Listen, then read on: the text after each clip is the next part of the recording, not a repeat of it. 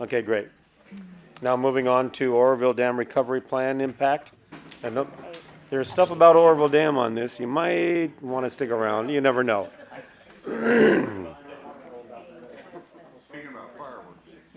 Yeah. Stan, you might want to just clarify, because in our ordinance, the NCA is conducting All right. a hearing, so it's actually the NC. That's the original one, they left it out of here, but Oh, I this did is not the one see that that. went out to the public. Okay. Well, thank you. This was the one on the website. You want to Might know wanna about the just- dam and that's situation, a right? correction. I don't know when it's appropriate to ask if it's about the fireworks, just really simple one, I don't know, maybe I ask them real quick here, 2 seconds. It's actually the public session is closed right now. They should have done it then. But there is a little clarification on that. The public did have an A, B, and C on that last issue, so it was the one that we have for tonight was actually changed to A and B. So there's I an A, B, believe and C the on- action of the council addressed all of the issues Correct. outstanding, correct? Correct, and it was just the chief who had the A, B, and C. That was his original staff report, Okay, and then the one that we have is the actually. the one that went out to the Okay, public. great. Okay.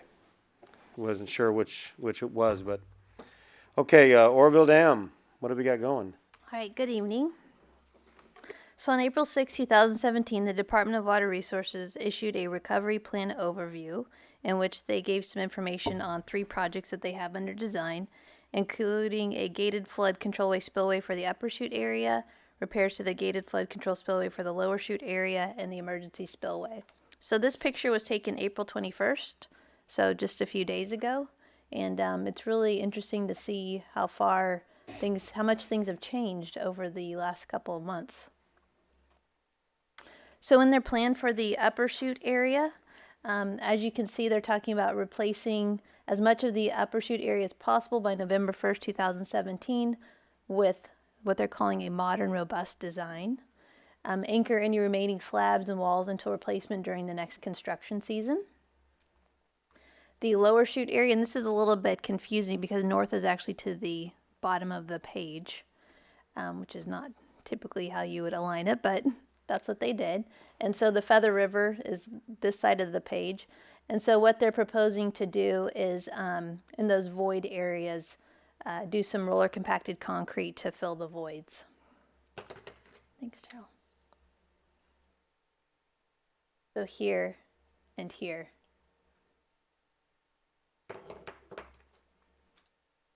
And then at the emergency spillway, they are proposing to do some additional work in terms of the roller compacted concrete buttress, a splash pad, and then also a cutoff wall. But the real thing that caused concern is when you actually read the text of the recovery plan. So they have some good objectives. So the system's in place by November 1st that can safely pass winter flows. Return both the gated flood control and emergency spillways to original design capacity. Restore the gated flood control spillway to a capacity almost twice its highest historical outflow in order to help prevent use of the emergency spillway. And this is the bullet point that got us concerned. It said proposed design will allow approximately 270,000 CFS through the gated flood control spillway, well above its historical maximum flow of 160,000 CFS. So when we saw that, we reached out to MBK, who is an engineering firm that we've used for our floodplain mapping, and asked them, okay, what does this mean for Yuba City? What are the impacts of that? And so they were able to evaluate and give us some really good perspective. So when you look at the Feather River hydrology, there's a lot that's bringing water into what would impact Yuba City.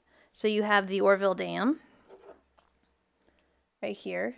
You have the New Bullards Bar Reservoir, and then you have all of the different forks of the Yuba River, and then some other tributaries to the Feather River and the Yuba River.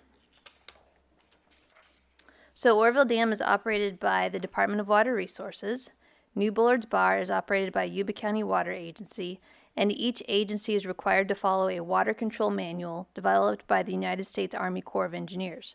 So the U.S. Army Corps of Engineers has regulatory jurisdiction and provides oversight on the operations when each reservoir is within its flood space.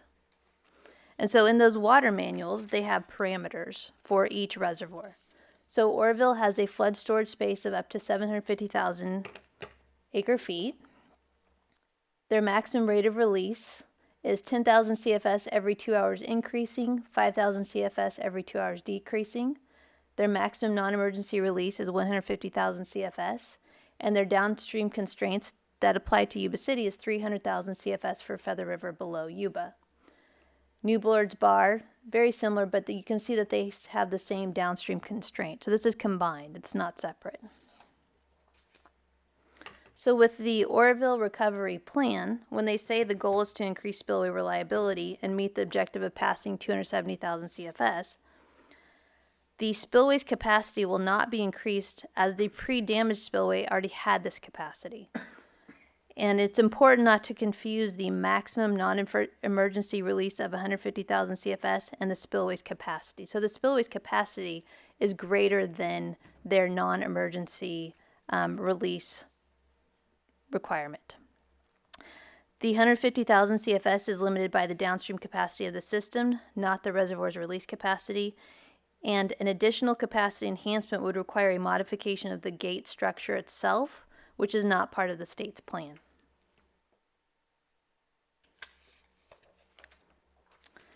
So in addition, the governor issued Executive Order B 3917, which caused some concern because it aims to facilitate the expeditious recovery of the Oroville spillway infrastructure. So when we heard that, it's like, okay, does that mean that they can bypass all requirements? So it does allow DWR to bypass many regulations primarily related to environmental concerns. However, it does not allow for the modification of the water control manual for Oroville Dam. Operational constraints will apply during the recovery effort, and modification of a water control manual is a complicated process that involves considerable study by the U.S. Army Corps of Engineers and authorization from the U.S. Congress.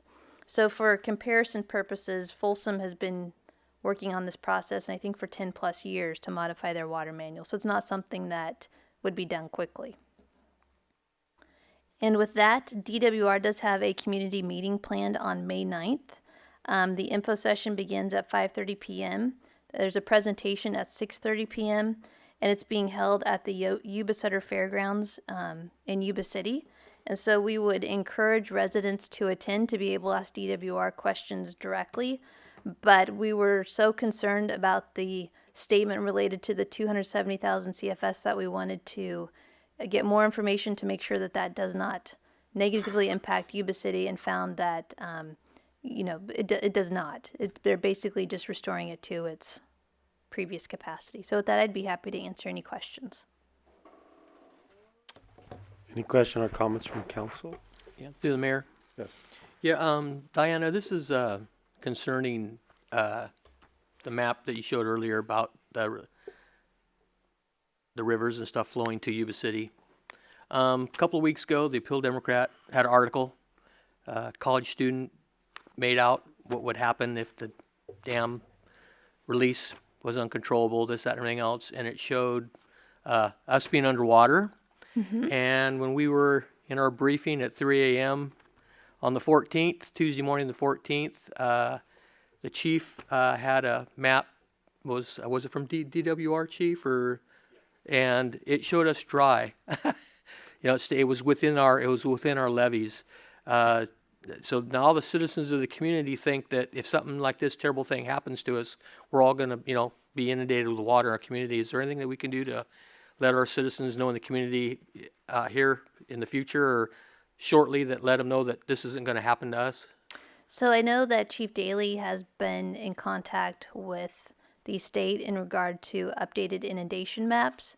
In regard to that study that was prepared by the college students, I looked at the map, and there are a lot of flaws with that map. Particularly, it shows that the southern portion of the Yuba City Basin would be dry, but we know that based upon the levees in place, Yuba City Basin basically becomes a bathtub where water would pool at the southern end. And so for it to show that portion completely dry, clearly there's some flawed logic in that model. But I'll let Chief Daly speak to the inundation maps. I think Councilman Buckland would like to make a comment first, please. Thank you, Mayor. Yesterday, both Darren and I were in person down at SACOG, Chief Daly was by phone, so was Chief Landon was present by phone. And one of the things that was being discussed at SACOG, we had about 40 individuals from various agencies, whether it be Army Corps of Engineers or other state OES, local OES, county OES, the different counties, administrators, and everything else around the table. There are about 3 variations or iterations of inundation maps that are out there. And that was acknowledged by the OES, Cal OES.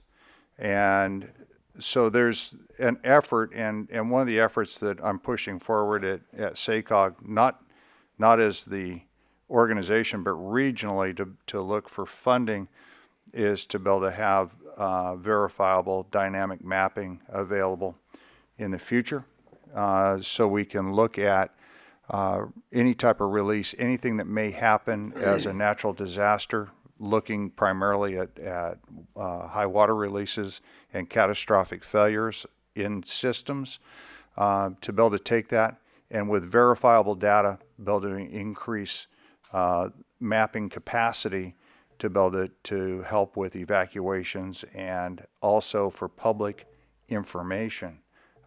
So they can look at the instance where there's so much water being released from different dams throughout the system, and see what the effect is in Yuba City, south of Yuba City, Natomas, Sacramento, and into the rest of the system. All of that compounded by all the other effects of whether it be Folsom or any other location. So that's something that we're looking at. Can we do it? Is it going to cost millions of dollars? Absolutely. Is it worth the investment and time? Absolutely. Because it was woefully inadequate and drove the rumor mill for about 30 hours until inundation maps were provided, and whether they were accurate or not, it's kind of best guess scenarios that engineers were putting together for everyone. But I think that you're going to see some dramatic changes coming forward as a result of that. Councilman Buckland, that's a very good point. Inundation maps are interesting to say the least because they're ever changing. I've seen at least 2 or 3 different renditions since February, because they've continually upgraded them or changed them because they didn't take in consideration, for example, on one of them, levee height, levee improvements, other geographical changes. So as they get better at it, the maps get better and better. But we have to keep in mind that they're models, is what they are. I believe the map we looked at that night was specific to the emergency spillway, compared to maybe some of the other inundation maps, which include a lot more, dam failure, things like that. So I think that's why you saw a lot of the variation. But I can tell you that the inundation maps are getting better. We're getting more and more information. It is a challenge because there's security issues and everything else as far as releasing information. But it is getting better, and we're getting more confident. We're starting to get more and more confident on some of those, what those maps represent. So hopefully that answers your question on that one night. To the mayor. Yes. But the question is so we had a college student do this article. I mean, It was a group. It was a group. Right, a group. And so now the community thinks this is what's going to happen. Is there anything that we might be able to do an article and give your latest one that shows that to make people comfortable in our community? Because there's still people asking in the community, and it's like I'm telling them, you're safe, it's okay. But they said that back in the end of January, 1st February, we said that, and look what happened on on February 12th. So I mean, is there anything that we can try putting an article in by any chance to make people comfortable in our community? Let them know that this is not what's going to happen. I'll refer that to the city manager. Yeah, certainly we can. I guess the most effective way is to have the Appeal Democrat. I know that the reporter, she was here this evening. She departed with the fireworks folks. We'll make sure that we communicate with her the importance of viewing this session and having that awareness, because I do realize that people do read the Appeal Democrat, and the Appeal Democrat did draw a large emphasis to that study, and we also have we'll do what we can to get information to clarify that. I appreciate those comments.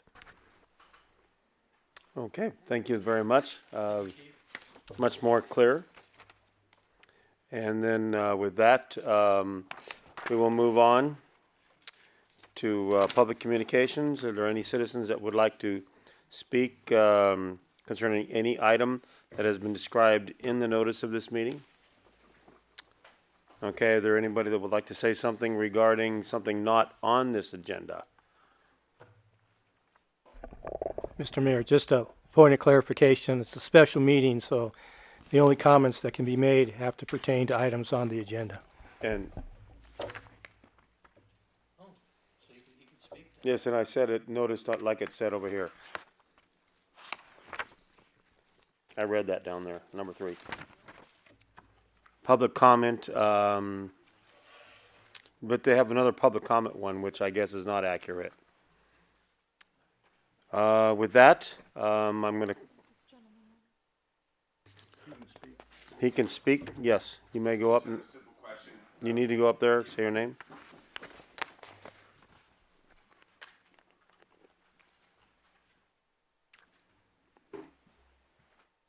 Hi, John DeUla. I addressed the council a few months ago. Thank you, guys. First off, thank you, both of you, for good work in putting something together so quickly. I live on Elliott and Walton, which I believe is an unincorporated part of the city. Do any of you guys know where that is? So I think that's still county. I've talked to many residents who live in this area about the fireworks issue, and they say, yeah, it's bad where we live, but yeah, you guys really have it bad. I'm just curious, of anything that you talked about tonight, is any of that going to be able to be implemented in our area? Or are we considered this keyhole, or is that what you called it? Yes, sir. Okay. Keyhole's down 99. So 99, where's your location? We're west of, come down Walton, southbound Walton, hang a right on Cherry, and go You're in the down city. to Elliott. It's Yuba City, but I've been told that if I need to contact the police, I call sheriff, that the only thing that's city related is water. Okay, they will clarify that real quick. Okay. And then one other question, if not, is this something that we can propose to the council for the county? Take this ordinance that's been passed tonight and perhaps show it to them. So just curious what's going to be happening in our area.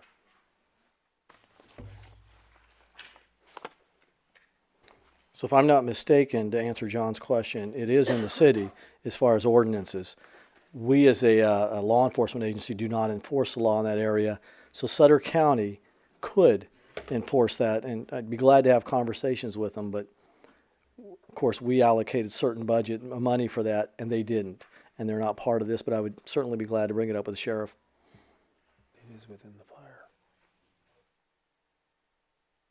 The fire's there. Fire is there, so there is an authority there. So from a fire perspective, we serve Community Service Area G, which is part of that. So we do provide city fire services to that jurisdiction. And I'd be really excited about the county adopting this because it would free up some of my resources on the 4th of July.